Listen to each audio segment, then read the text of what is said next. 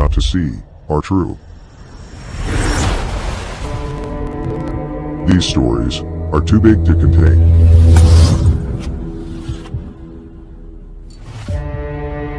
These visitations weren't random.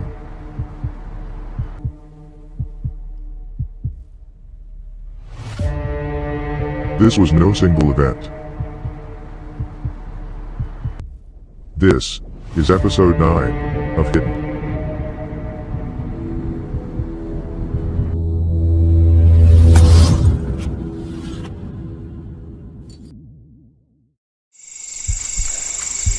The curiosity was always there.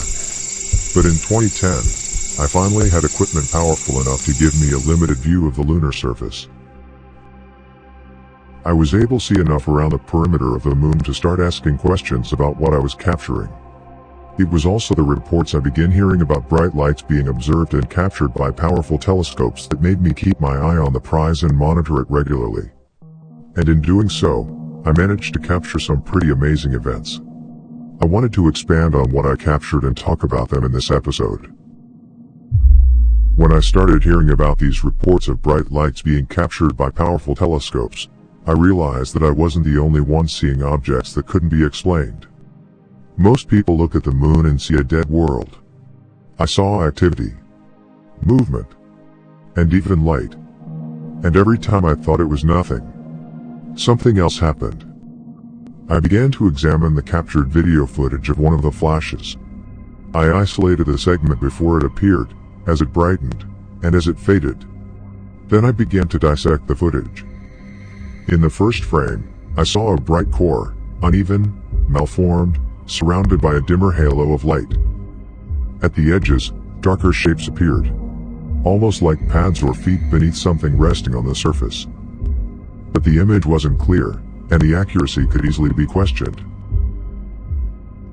When I enlarged the second frame and adjusted the contrast, I saw concentric distortions, rings of light bending outward.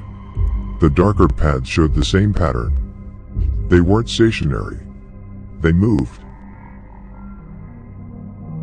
The more I enhanced the image, the more the pattern resembled magnetic resonance, waves radiating from a central point. It was the only explanation that made sense to me at the time. When I tried to clarify the fourth frame, I thought I'd reached the limit. But then I noticed something subtle, something emerging from the lower right of the illuminated ring. Inside the light, the distortions formed shapes, shadows, silhouettes. Some looked almost human. Others didn't. And the more I looked, the more the shapes resembled faces. Busts. Figures. Different features. Different proportions. Different colors. It was too much. Too many possibilities. So I stopped. I felt at that point I had enough to continue my search for other evidence. There were too many anomalies being seen, here on Earth, around the moon, and near the lunar surface itself. At a certain point, ignoring it wasn't an option.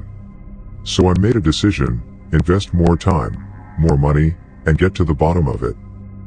I saved until I could buy a tripod and a 10x optical zoom camera. On October 8, 2011, at 9:57 p.m., I set it up again and aimed it at the full moon. I wasn't expecting anything. I thought I'd get a clean, quiet shot of the surface. That's not what happened. The objects I captured weren't sitting on the moon's surface, but they were absolutely worth paying attention to. The first one was flashing and moving away from the moon. The second dropped toward the surface in a clean arc, pivoted like it was scanning from side to side, then snapped into a new direction, expanded outward, and vanished into space. As it neared the lunar surface, the video showed signs of heavy activity in the region. That part could be attributed to several factors. But the two objects themselves could not. Their movement, their behavior, their precision, that was something else entirely.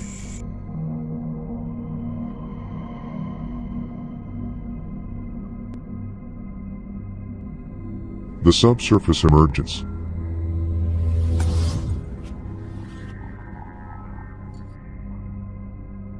As the arc rose from beneath the lunar surface, the entire area around it changed. The space above the arc took on the appearance of an atmosphere, not empty vacuum, but a mist-filled region with clouds that held shape and definition. It looked like the arc was generating its own environment as it pushed upward. Near the arc, a greenish form appeared. It was difficult to describe, but it shared the same design language as the arc itself, curved, structured, and more defined in both color and shape. It wasn't drifting. It was positioned, present, and part of the same event. Then the subsurface gave way. A large orb, red in color, pushed up through the arc's mist.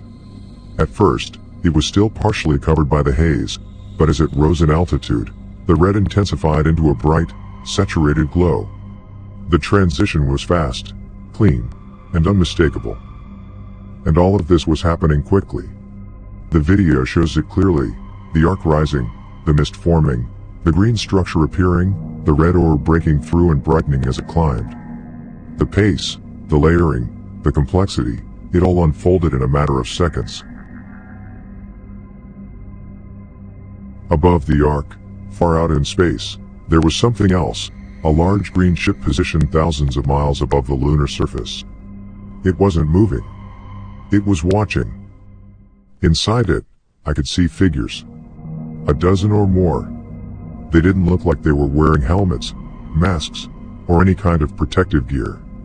Their appearance matched the classic depictions you see in novels and science fiction films, but this wasn't fiction.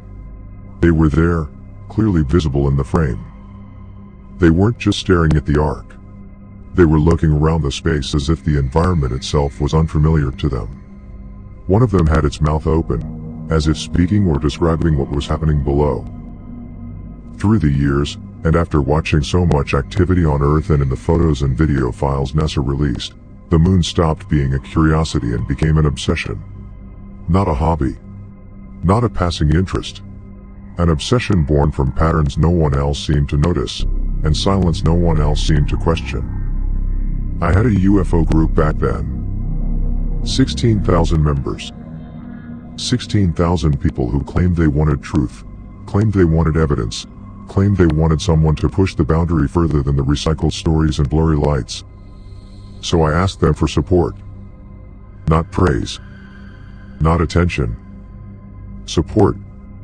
A donation here, a contribution there, enough to upgrade my equipment, enough to keep the study going, enough to push deeper into the thing everyone said they cared about. The response? Less than expected. Less than honest. Less than what their interest implied. They liked the videos. They liked the photos. They liked the mystery. But they didn't think the work mattered enough to help fund it. And that told me everything. I guess they thought it was about the money, or maybe they decided this was just another scam. One member even said, "Get a job and earn your living like the rest of us." At first, I let it go. But the accusation sat in my chest like a weight, and eventually I responded. I had a job. I'd been working as a journeyman adjuster for a large envelope manufacturer, 50 to 80 hours a week, while raising a family, maintaining a home, conducting my research, and writing 2 books on the subject. I wasn't sitting around begging for handouts. I was grinding harder than most of the people throwing stones. So the implication wasn't just wrong, it was insulting. But deep down, I knew the comments weren't really about money. They weren't about scams. They weren't about research priorities. They were about something else entirely. It was the photo. The picture of me on the member page. The one thing no one needed to research. People loved the mystery. They loved the lights, the shadows, the anomalies. But when the face behind the work didn't match the face they expected, suddenly the enthusiasm dried up. Still, I pushed ahead. Scraping and saving whenever I could. Upgrading one piece of equipment at a time, a camera here, a better computer there, new software to enhance the evidence. It took years. Years of sacrifice, years of discipline, years of doing the work alone. But it was worth it. Because the question that needed to be answered wasn't theirs. It was mine.